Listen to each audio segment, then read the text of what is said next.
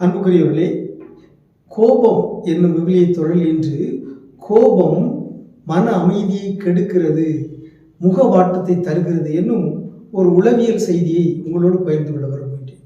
யாருடைய மனதில் கோபம் இருக்கிறதோ அவருடைய முகம் எப்படி இருக்கும்? சிடுசிடுவென்று இருக்கும்.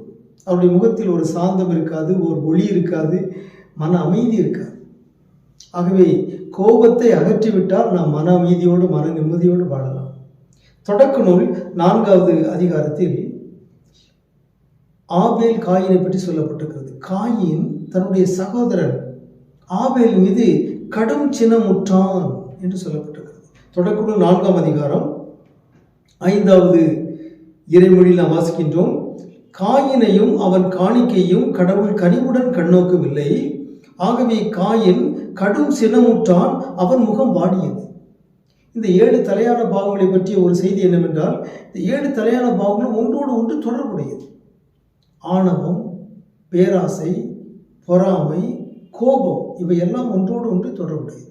ஆகவே காயின் தன் சகோதரன் ஆபேல் மீது பொறாமை கொண்டான். அந்த பொறாமை கோபமாக மாறுகிறது, அது கொலைவெறியாக மாறுகிறது. அந்த கோபத்தின் காரணமாக அவன் முகம் வாடியது என்று சொல்லப்பட்டிருக்கிறது. கடவுளும் அவனுடன் கேட்கிறார். 6வது இறைமொழியில் நாம் வாசிக்கின்றோம். ஆகவே ஆண்டவர் காயினிடம், நீ ஏன் சினமுற்று இருக்கிறாய்? உன் முகம் வாடி இருப்பது ஏன்? ஆகவே அன்புக்குரியவர்களே, கோபம் நம் முகத்தை வாடச் செய்கிறது. நம் அகத்தின் நிம்மதியை குலைக்கிறது. கோபத்தை நாம் அகற்றிவிட்டால் மன அமைதியோடு வாழலாம், நிம்மதியோடு வாழலாம், நன்றாக தூங்கலாம். ஆகவே கோப வரி கொண்டு இருப்பவர்கள் நன்றாக தூங்க முடியாது, அமைதியாக வாழ முடியாது. அவர்கள் மட்டுமல்ல, அவர்களோடு வாழ்கிறவர்கள், அவர்கள் குடும்பத்தைச் சேர்ந்தவர்கள். ஒரு வீட்டில் ஒரு குடும்ப தலைவரோ அல்லது குடும்பத்தில் உள்ள ஒருவரோ கோப வரிக்காரராக இருந்தால் அந்த குடும்பமே நிம்மதி இழந்து போகும். ஆகவே இந்த கோபம் என்னும் தலையான பாவத்திலிருந்து நாம் விடுதலை பெற வேண்டும். தூய ஆவியாரை நோக்கி நாம் மன்றாடுவோமாக. தூய ஆவியாரே, என்னிடம் உள்ள கோபத்தை அகற்றிவிட்டு எனக்கு அமைதியை, பொறுமையை, கனிவை தாரும் என்று நாம் மன்றாடுவோமாக.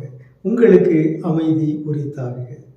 உன் மகனேனும் தகுதியிற்றே, உன் மகளேனும் தகுதியிற்றே.